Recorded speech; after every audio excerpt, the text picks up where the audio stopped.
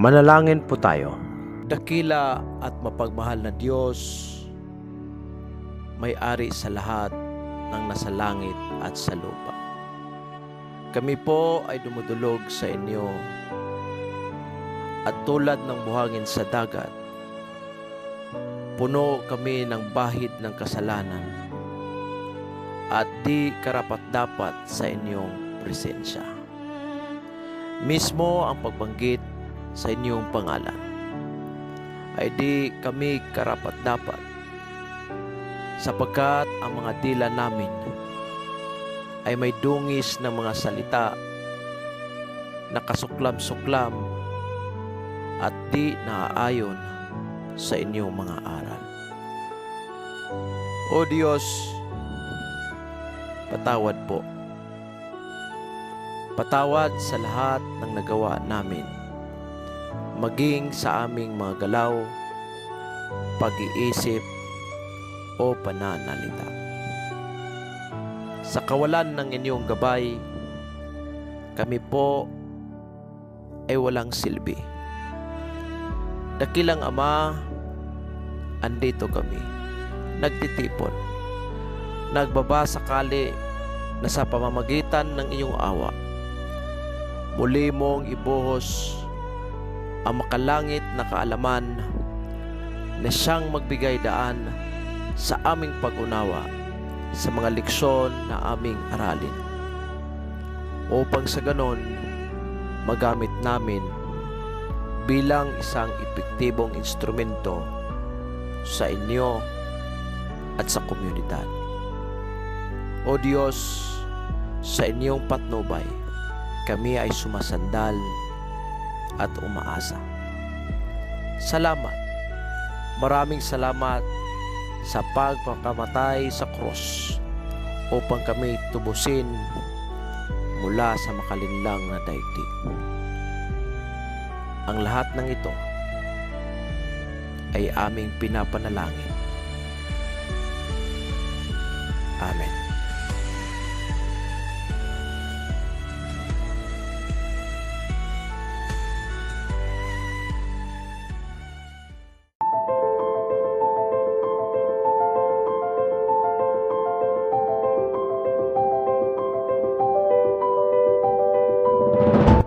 Magandang umaga po sa lahat ng mga kadete nationwide from Luzon, Visayas, and Mindanao, sa lahat po ng mga estudyante natin from first year up to fourth year, sa lahat din po ng mga kadete who are preparing right now for the upcoming criminologist licensure examination. God bless and good luck po sa inyo. Sa lahat po ng nakikinig for this last episode, welcome, welcome, welcome. Good morning po sa inyo, and I am hoping that you will be able to share our video discussion para at least mas marami pa po ang matulungan. Ang Bikoyno po ay isang plataforma po ito sa YouTube na nagbibigay ng libre, comprehensive, at the same time aligned po sa latest table of specification. Mga kadete, 4 na major topics ang include natin sa pinakalas na episode na ito. Una po, types of questions na gagamitin sa actual test. Pangalawa, yung relevant and irrelevant technique type of polygraph exam. Number 3, yung chart interpretation. At saka yung number 4, yung marking sa polygraph paper. Isa-isahin po natin yan para at least makuha po natin kung ano yung mga different topics na pwedeng lalabas sa board examination. Sa TOS, mga kadete, ang nakalagay po dyan, control questions, relevant at saka irrelevant lang. But I'd like to advise everyone, kahit wala sa TOS, for example, symptomatic questions, hindi yan nakalagay sa TOS. Knowledge questions, wala yan sa TOS. Gagamitin pa din po natin, i-include pa din po natin sa presentation natin para at least holistic po ha. Walang maging indolent dito. Nobody should be lazy. Dapat i-include natin lahat ng topiko para at least holistic po yung approach po natin. Okay? Now, without any further delay, relevant question. Anong ibig sabihin ng relevant? Napaka-easy. Relevant, ibig sabihin, konektado. Diba? Konektado siya. Konektado siya. Ang tanong is, ang nature po ng tanong is basically connected with the crime under investigation. Pangalawa, ang relevant question, ito yung primary or key question na ginagamit para ma-solve yung crime. Primary or key question used by the examiner to solve the specific issue or to solve the crime. Connected siya, relevant siya, at the same time, tinatawag siyang primary or key question para gagamitin po ng polygraph examiner para ma-solve yung krimen. Okay? Now, ang relevant question po, dalawang types po yan, subtypes. Una, weak. Yung pangalawa, strong. Napaka-easy lang mga kadete. Pag weak, ibig sabihin indirect accusation. Pag strong, direct accusation. I repeat, pag weak, indirect accusation yung nature ng tanong. Pero pag strong, direct accusation yung nature ng tanong. Ang purpose ng weak relevant question is just to establish a baseline of physiological response. To establish a baseline of the physiological response. Pero pag strong relevant question, ang purpose niya talaga is to provoke strong physiological response. Ano ibig sabihin ng physiological response? Yung reaction natin, yung internal reaction natin on the question given before us. For example, pag ang tanong, did you shoot somebody? Ang tanong na yan can be considered as self-threatening to our part.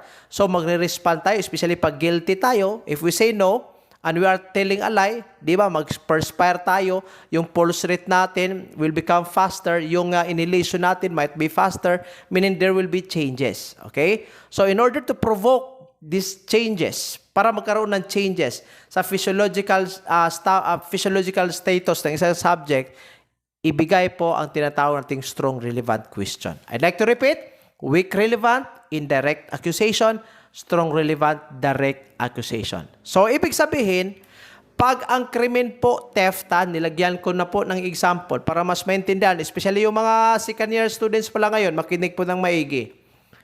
Pag ang krimen is theft, ganito ang tanong, between 7:30 a.m. to 10:30 a.m. of October 25, 2002, did you open the table drawer of Mr. Rinaldo Suave?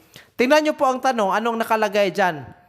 You just accused or you just asked somebody if he opened the drawer. Pag ang pera nasa loob ng drawer, ang pag-open ng drawer is a preparatory act in stealing. But it is not yet stealing. Opening the drawer is not yet stealing, but it is a preparatory act of stealing. Kasi nga po, ang pera nasa loob ng drawer eh. So, you do not accuse him, you do not ask him about stealing, but you ask him of the preparatory act of stealing. So, did you open the drawer? It's a weak, relevant question. Pero pag ang tanong, did you steal the money that was put inside the drawer? Basically, that question is already considered to be a strong relevant. On the other hand, pag shooting incident yan, tapos ang tanong is, last August 1, 2025, at around 7 o'clock in the morning to 8 o'clock in the morning, did you have in your position a firearm? Or did you have a firearm in your position? It does not actually ask him of shooting, but rather positioning of the firearm. So basically, ang tanong na yan is considered to be weak relevant. Pero pa ang tanong, did you shoot Juan de la Cruz? Did you shoot John Doe? Basically, that nature of question is direct accusatory, direct accusation. So ang tanong po is considered to be a strong relevant question. Pag ang relevant question, connected siya sa krimen. Ito, hindi to connected, itong irrelevant question. Hindi pa siya konektado. Wala siyang definite relationship sa kaso under investigation. Pero importante din po ito. Bakit po? Kasi ang irrelevant question, siya po ang mag-establish sa tinatawag nating norms or psychological norms. I will only concentrate on the word norms. Plural ha.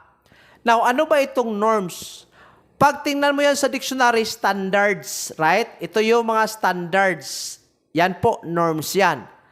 Pag i-apply natin dito po sa polygraph examination, ang norms po would refer to the pneumotracing, to the Cardius tracing, or the Galvano tracing produced by the subject's body on a moving chart paper prior to the insertion of the relevant question. I'd like to repeat. Kailan po mangyayari ang norms? Ito yung mga tracings coming from the Galvano, coming from the Cardio, coming from the Pneumo, which was imprinted on the polygraph paper prior or before sa relevant question. So, ibig sabihin, pag common sense ang gagamitin natin, among the different types of questions that will be asked to the subject, dapat pala, first question should be irrelevant question. I repeat, lahat po ng types or techniques of polygraph examination, every first question must be an irrelevant type of question. Irrelevant dapat pag magtanong ang board examination sa kahit anong technique ng polygraph exam, dapat ang pinakaunang tanong is considered to be irrelevant question. Ano yung irrelevant question? Ito yung mga tanong na walang kinalaman sa kaso under investigation. Ano ang purpose ng irrelevant? Para mag-establish siya ng norms or mag-establish siya ng standards. In episode 2, sabi ko po, pag magtanong ka, first question, irrelevant, let us say, ang tanong is your first name Juan? Hindi siya connected sa kaso. You have to allow the needles to run on a specific divisions. Di ba 20 to 35? Ilang divisions yung 20? 4. Kasi isang division equivalent to 5 seconds. Pag 35 seconds, ilang division yan? 7. Every division is equivalent to 5. 5 times 7, 35. So when you ask an irrelevant question, is your first name Juan? You are going to allow the pen or the needles coming from the Pneumo, Galvano, and Cardio to run how many divisions? 4 to 7. After it runs 4 to 7, yung 4 to 7 na divisions, tinatawag na yang zone. Diba?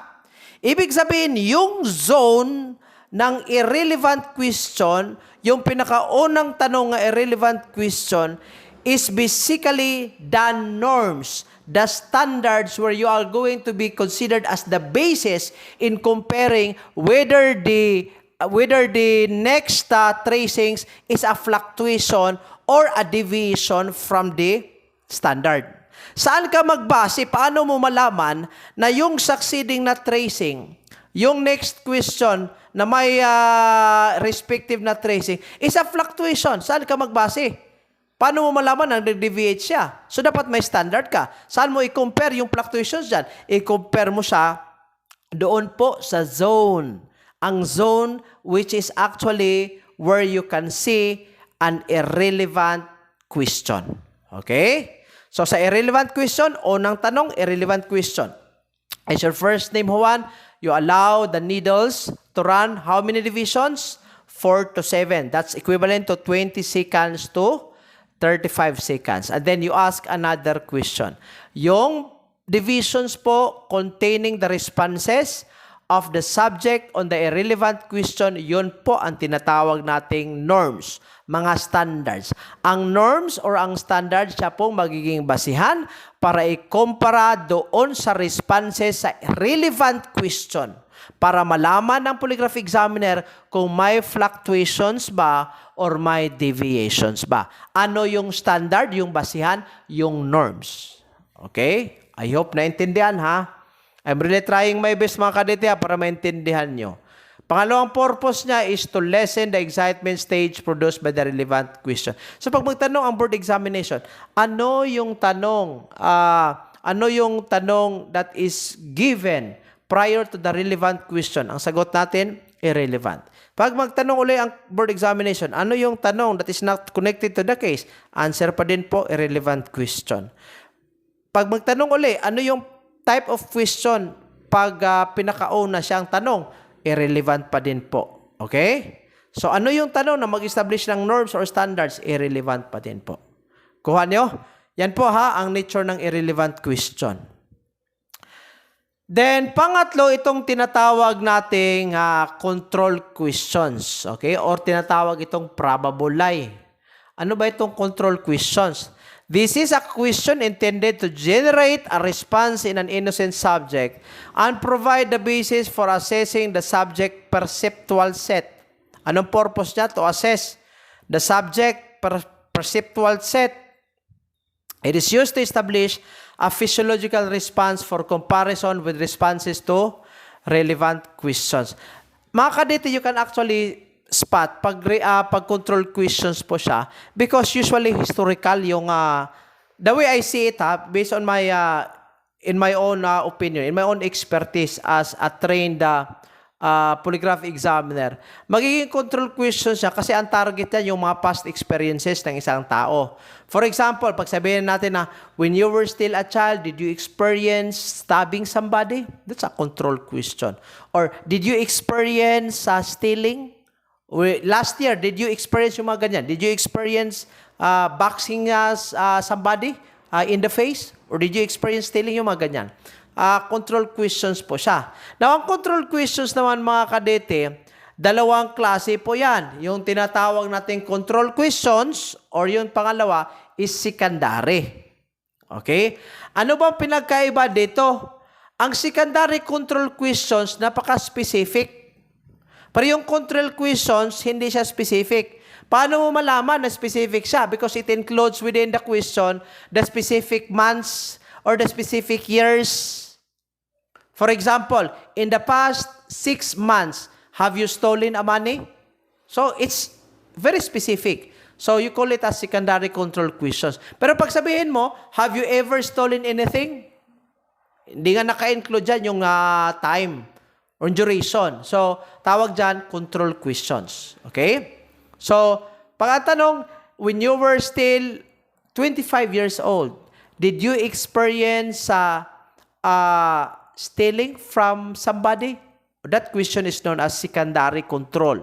Pero pag ang tanong, when you were still a teenager, did you experience stealing? That question is a control question only. Okay? Control questions, and the other one is secondary control questions. The other one is evidence connecting questions. Napaka-easy. Kasi dito, you are going to cite a particular evidence. And then you connect it. For example, ang tanong, was the slipper found at the crime scene yours? Or was the piece of clothing from the crime scene belongs to you? Or was the blood stain from the crime scene belongs to you? These questions are known to be evidence connecting. Kasi evidence connecting kasi may isang ebidensya being cited in the question. On the other hand, pag knowledge question naman, ito yung mga tanong na ginagamit po in order to find out whether the subject has information regarding the identity of the offender or the location of the evidence. For example, do you know who committed the crime? Do you know who stabbed Pedro? Do you know who shot Maria?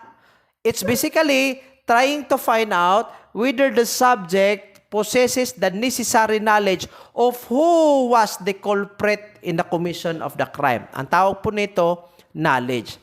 Pag nag-start po ang tanong sa do you know, mga kadete pag do you know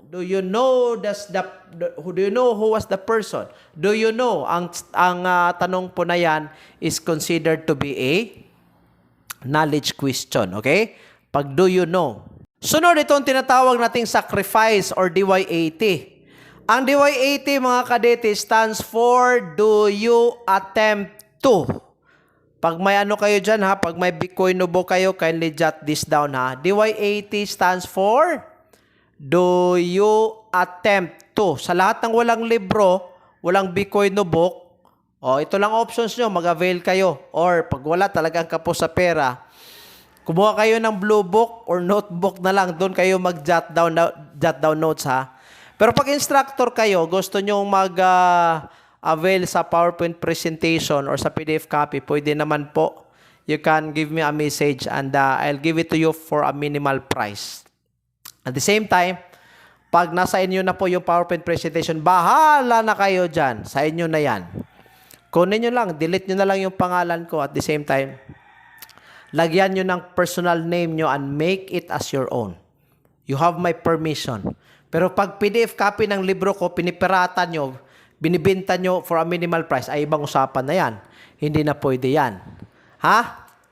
Anyway, sacrifice or DY80 questions mga kadete Tinatawag siyang sacrifice kasi po itong tanong na ito will actually tell whether the subject has willingness to cooperate.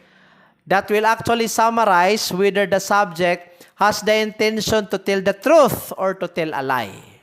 Kaya po ang sacrifice question, iniiwasan namin ito eh. This is rarely used in polygraph examination. If we will put it an example, let us say, unang tanong, irrelevant. Pangalawang tanong, irrelevant din po. Then pangatlong tanong, sacrifice question. Ang tanong mo ganito, do you intend to answer truthfully all the questions I am going to ask you? Tapos ang sagot niya, yes. Pag-evaluate mo sa tracing, oy, nako, lying, nag-answer siya ng yes. Tapos lying, ibig sabihin dyan, yung succeeding responses niya would also be a lie. Kasi nga po, makikita mo sa sacrifice question that the person is not having the willingness to cooperate. So, yan po. So, pag ang tanong mag-start siya ng, do you intend to answer truthfully? Or are you going to answer truthfully? Or are you going to attempt to answer truthfully? Ibig sabihin, DY80. DY80 stands for, do you attempt to? Okay, klaro yan ha. Sunod, SKY. Ano naman itong abbreviation or acronym na SKY? Letter S stands for suspect. Not suspect ha, suspect. Pag suspect, ibig sabihin noun po yan. Pag suspect, it's a verb. Okay? Suspect. Yung K, no, at saka yung Y, you. Okay? Ano ang pinagkaiba sa tatlo? Pag suspect, ibig sabihin, the individual is suspected to have involvement in the crime. He has been suspected to be involved in the crime. Pag no, yung K, ibig sabihin, you are trying to find out whether the subject has knowledge about the crime. Okay? Knowledge about who is the person who committed it. Pag you, yung personal involvement niya sa krimen. Okay? So, tatlong tanong po ito under the SKY question. Una, do you suspect? Pangalawa, do you know? At saka yung pangatlo, did you steal? Okay? So, ang krimen po dito is theft. Sir, sabi mo kanina, pag do you know, knowledge question. Tama po, knowledge question po siya. Anong pinagkaiba ng knowledge question at saka SKY questions? Sa SKY questions, one set comprises 3 questions. Sa knowledge question, isa lang talagang tanong ang involved. So, pag ang tanong sa board examination, ganito, what type of question is this? Do you know who stabbed Juan de la Cruz? Period. Or question mark. Ano ang sagot mo? Anong type of question? Ang type of question is knowledge question. Pero pag nakalagay doon, isang set of questions nakalagay. Set 1, do you suspect? Set 2, do you know? Set 3, subset 3 is, did you steal? Tatlong tanong in one set. Ang sagot mo po is SKY. Okay? Basta makikita mo po ang word na suspect, no on the second question, and you on the third question. Ang sagot po natin is SKY questions. Okay? Then, we also have the so-called symptomatic. Ito yung pinakalast mga kadete. Sa symptomatic naman mga kadete, dito makikita, i-gauge mo po whether the examinee trusts the examiner or whether the subject trusts the examiner. Remember na ang tanong po, i-review po yan bago ang actual test. Diba? Sa stage 3, unang dapat gawin, attachment of the components. Diba? Pangalawa, dapat i-review mo yung tanong. Sabihan mo yung subject, hoy, Mr. Subject, ito po yung mga tanong na lalabas. Pangatlo, bigyan mo ng instruction kung ano ang gagawin. Na lahat ng answers should only be contained within a yes or a no. Then, mag-actual test ka na. Stage 3 yan.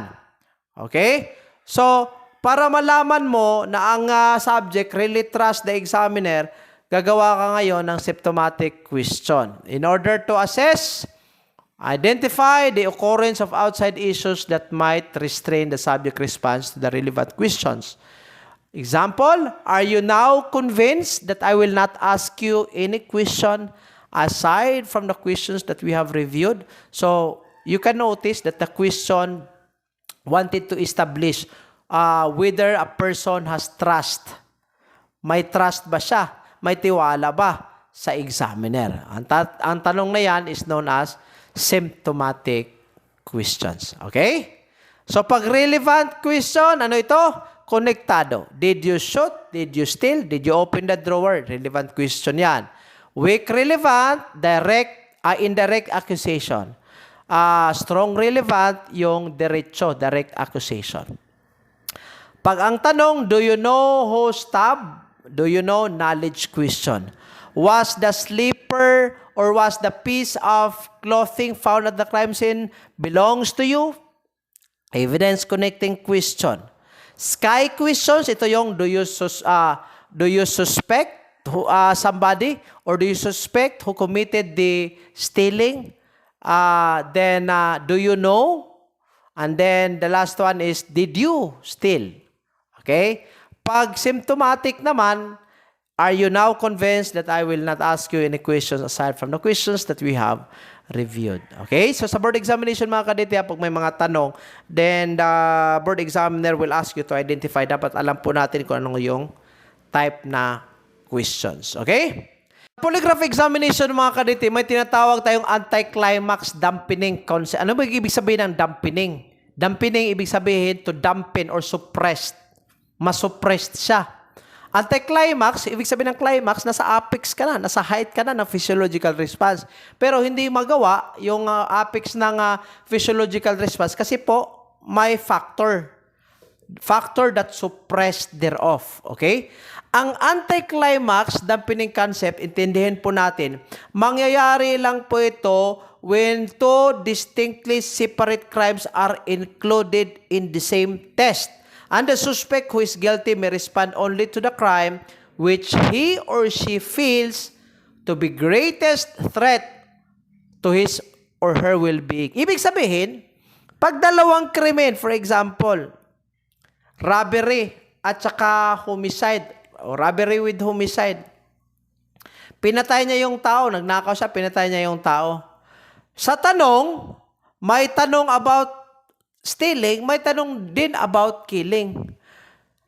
If may anti-climax dampening concept, ang mangyayari dyan, the subject will only perceive on a relevant question that is considered to be threatening to him. So pag ang tanong is related to killing, magkakaroon siya ng stronger physiological response, like tataas yung heart rate niya, tataas yung pulse rate niya, yung respiration niya tataas, yung skin conductivity mag-iiba. Kasi nga po, he considered the question to be threatening to him. But if you will ask him about stealing, wala na. Wala na. Yung weaker na po yung physiological response, considering na yung question about stealing is considered to be less threatening to the subject. Kailan mangyayari ang anti-climax dampening concept? Dalawang krimen ang na-involve in one particular polygraph examination, like robbery and homicide. Robbery with homicide. Probably, the subject feels the question about killing, about homicide to be more threatening. Kaya nga po, pag tingnan yung responses niya, talagang maraming fluctuations. Tumaas yung pneumonia, tumaas yung cardio niya, tumaas yung galvanograph niya, nag-fluctuate. Kasi nga po, he considered the question related to killing as very threatening. Pero nung iniba na yung question, pumunta ka na doon tungkol sa pagnanakaw niya, he considered that question to be less threatening. Kaya nga po, weaker yung fluctuation, weaker yung physiological response. Ang tawag po niyan is anti-climax dampening concept. Kuha? So, pag let us say, another example, let us say,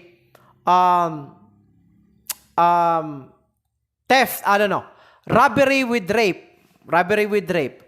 Pag mas threatening yung rape, kasi mataas yung penalty dyan. Pag threatening sa kanya, medyo anxious siya pag ang tanong tungkol sa rape. O di, pag anxious siya, doon sa tanong tungkol sa rape, ano mangyayari sa physiological response niya? Mag-iiba. There will be changes. Pero pag kung tanungin siya, on a question related to stealing, and he considered the question to be less threatening kasi nakakonsentrate siya sa rape. So yung tanong related to stealing must considered to be less threatening to him. So ano mangyari? Mas lesser yung physiological response niya. Kasi hindi siya interesado dun eh.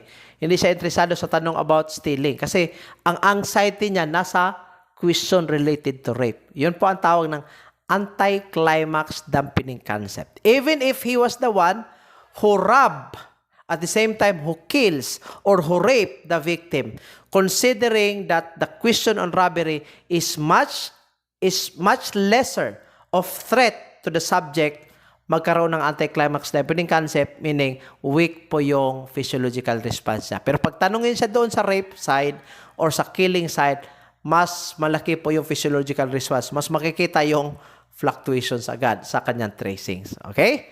I hope naintindihan ha mga kadete.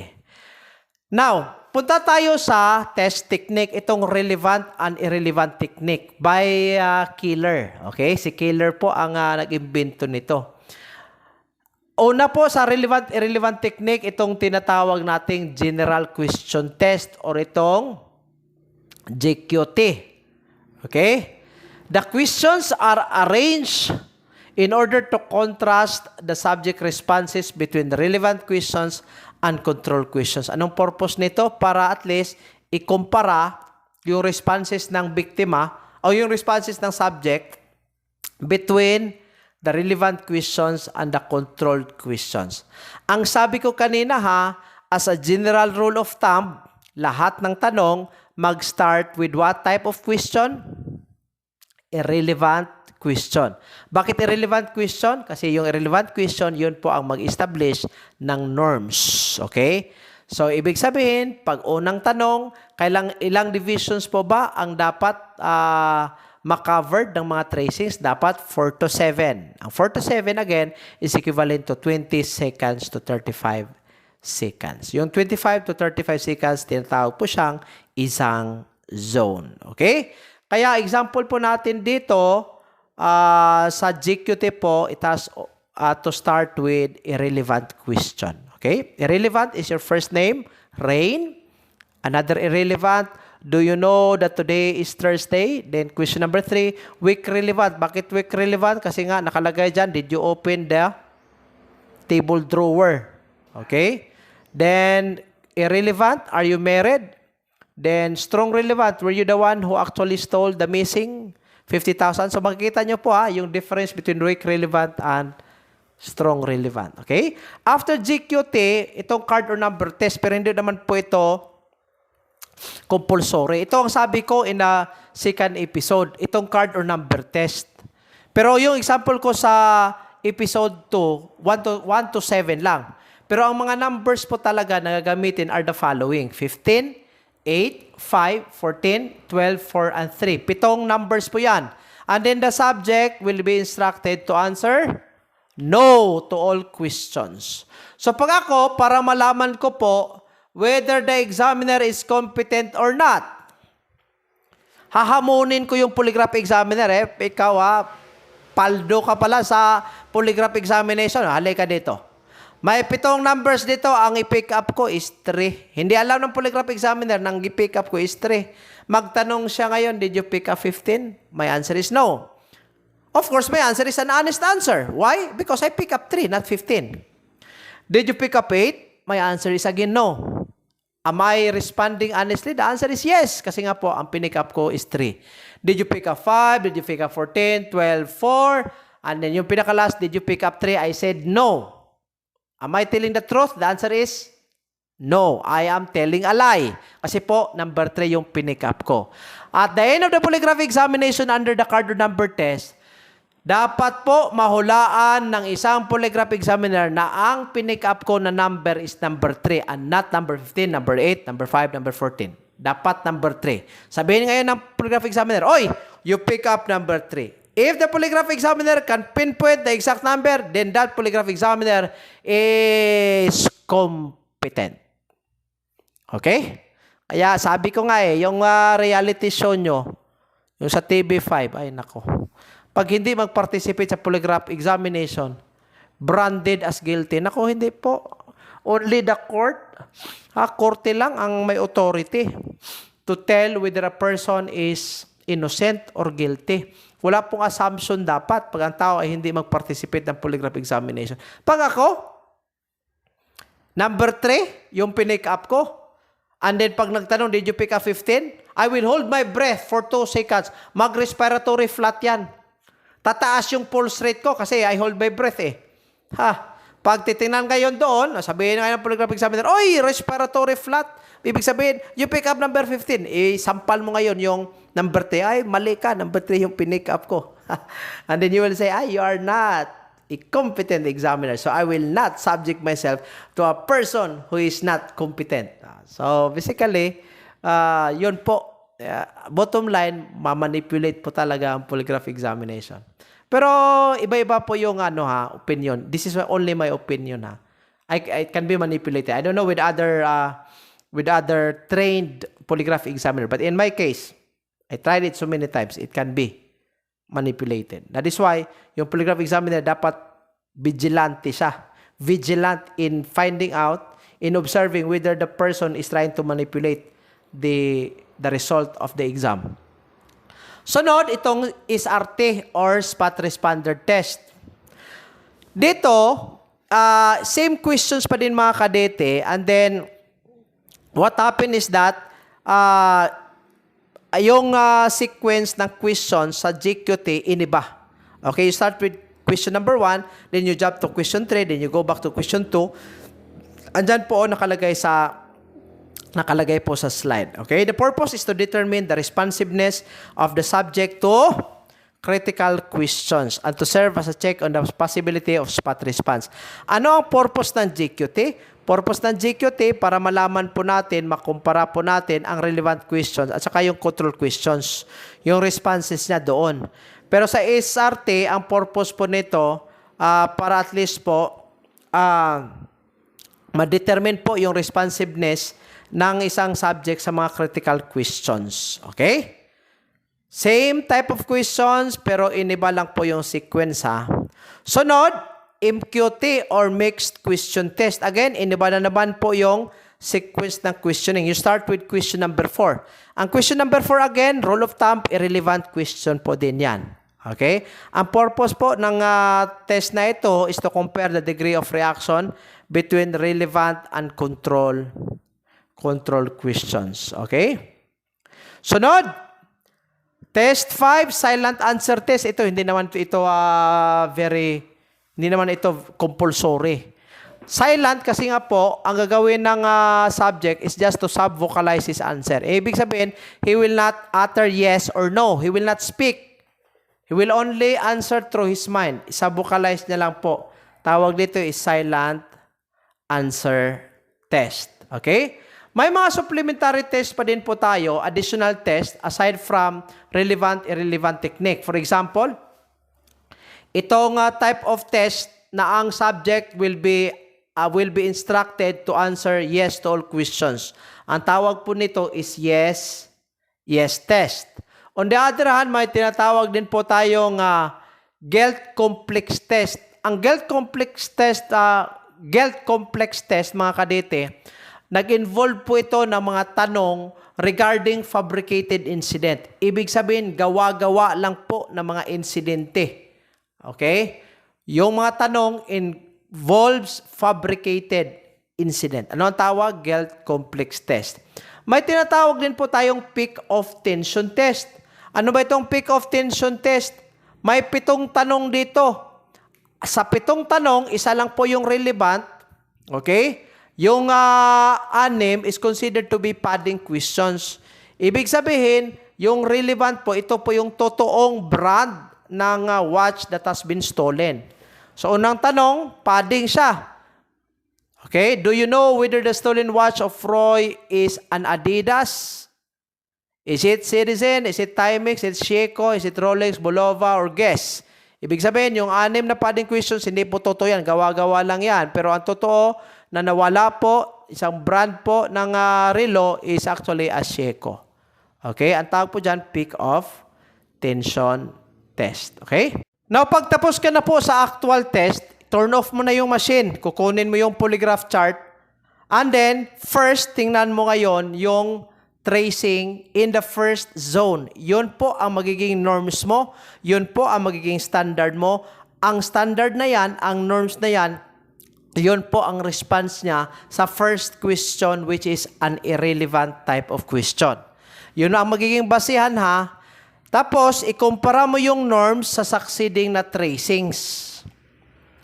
Malaman mo pag may deviation or may alteration based on number 1, amplitude or frequency. Ano ba yung amplitude? Yung height ng waves, yung height ng tracing.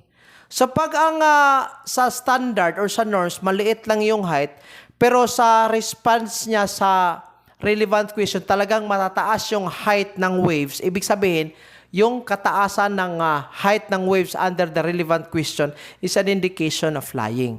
On the other hand, pangalawang factor itong tinatawag nating frequency. Ang frequency, yan po ang speed ng waves. Okay? Pag mabilisan yung pulse rate niya, talagang ang bilis ng pulse rate at saka yung heart at saka yung respiration niya. Pero tingnan mo yung standard, yung norms, normal lang yung speed niya, hindi naman gaanong kalakasan or mabilisan. Pero pagtingin mo doon sa responses on the relevant question, talagang bilis. Ibig sabihin, yung speed na talagang mabilisan, indication din po yan ng lying. So long as nag-fluctuate or nag-deviate from the standard. Okay? Pangalawa is itong consistency across channels. Correlating responses across multiple channels. Again, ilan bang channels tayo? 3, di ba? Yung una, yung cardiosphingograph tracing, pangalawa, yung pneumograph tracing, tsaka yung galvanograph tracing.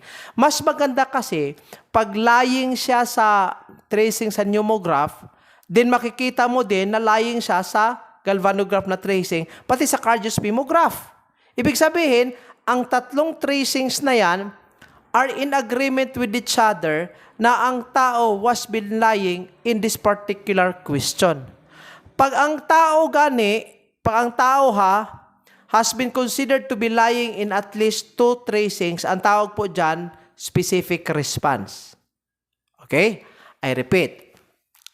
Pag dalawang chart tracings ang nag-agree that this person has been lying on this specific question, ang nag-agree is pneumograph at saka galvanograph tracing.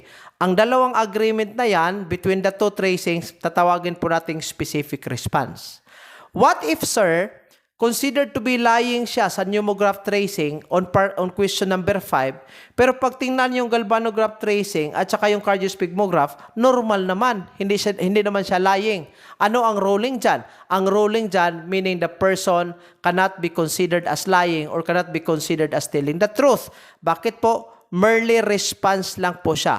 Para ma-consider natin that the person is lying on a particular question, dapat at least 2 test charts should say that the person is deviating from the norms. At least 2 test charts are fluctuating. Okay? Ibig sabihin, question number 5, nag-fluctuate yung pneumo, nag-fluctuate yung galvano, hindi nag-fluctuate yung cardio. Ibig sabihin, may specific response ka, ruling mo, the person is lying on question number 5.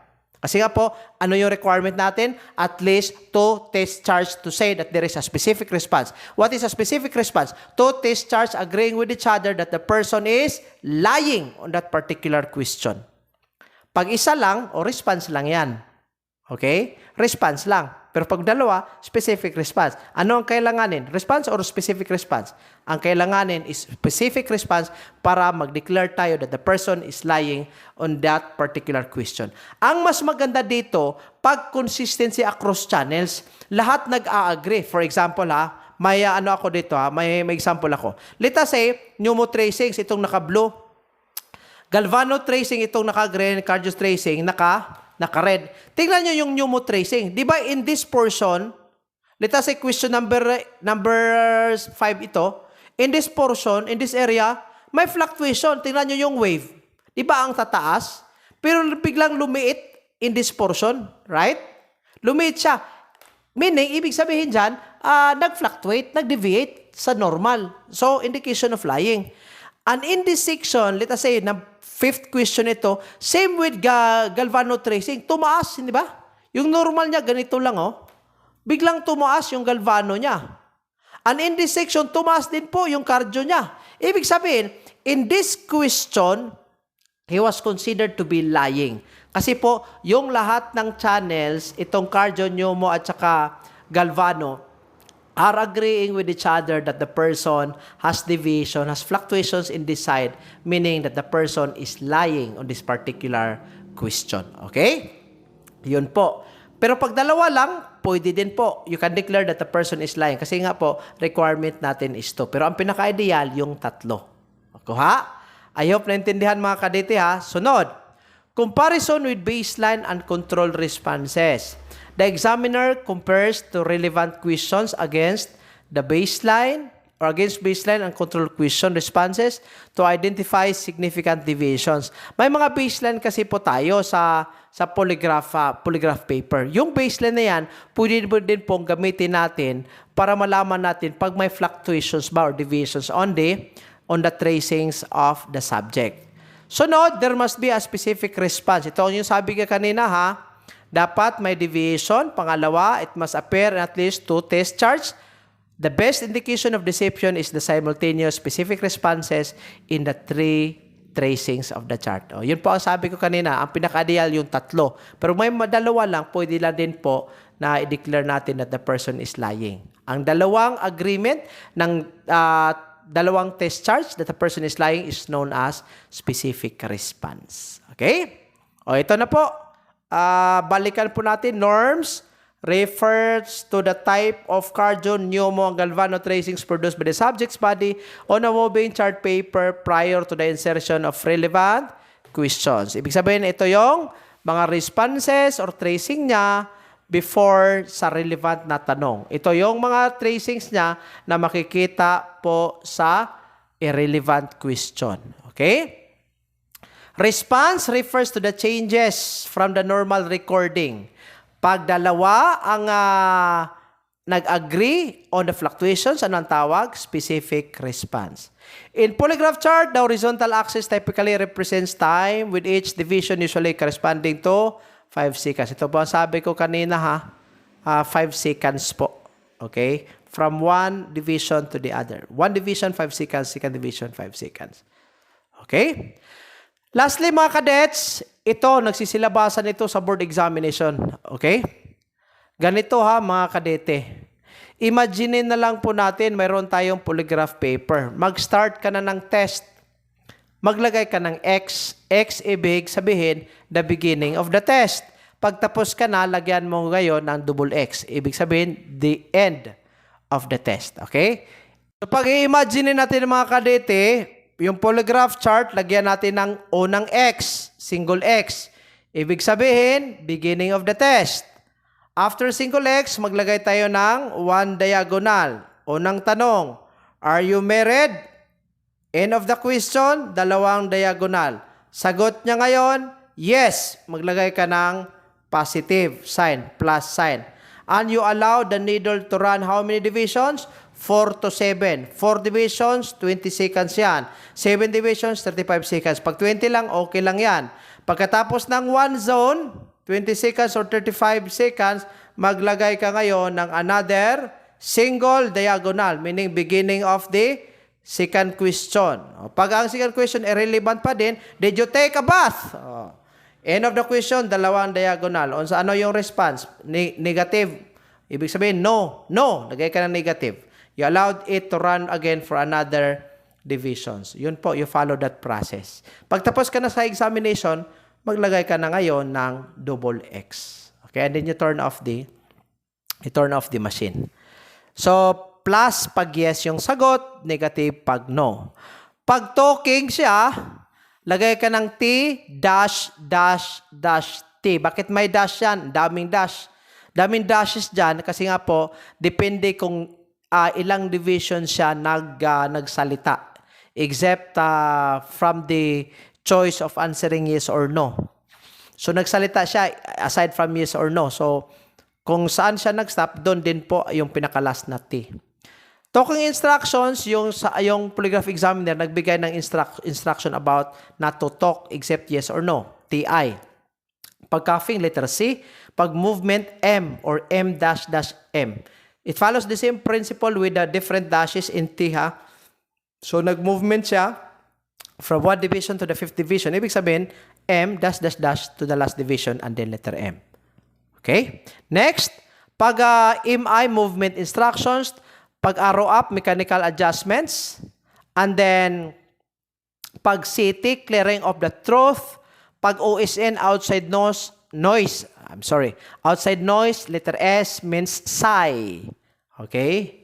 And then, sniff is N, sneeze, SZ, burp, B, laughter, letter L, yawn, Y, VC, change of voice, involuntary movements. Anong pagkaiba ng movement at involuntary movements? In involuntary movements, which is represented by IM, ibig sabihin, hindi ikaw may gusto. Okay?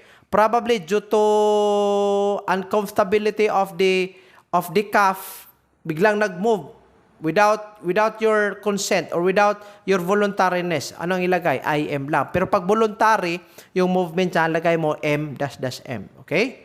Arm dash dash R means there is discomfort, and then BI for breathing instruction, repetition of the question RQ, and then letter PJ, paper jam.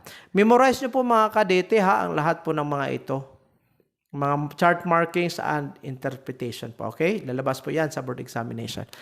I hope and I pray that I was able to contribute something for your preparation of the board examination. At the same time, sa lahat po ng mga estudyante right now who are under lie detection techniques, I am really hoping, I'm really trying to go to the level of you so that you will understand the discussion. I'm really trying to go down to your level para at least mas maintindihan nyo po.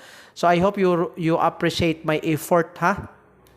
And I hope may nalalaman po kayo, may iambag po ako sa academic ventures nyo po. So maraming salamat sa lahat ha, sa hindi po pag-skip ng ads para at least mabuhay po yung channel po natin. And thank you also for promoting our book and our YouTube channel and our Facebook page para at least mas marami pa pong matulungan. Maraming salamat and God bless po sa lahat ng mag-take ng board examination.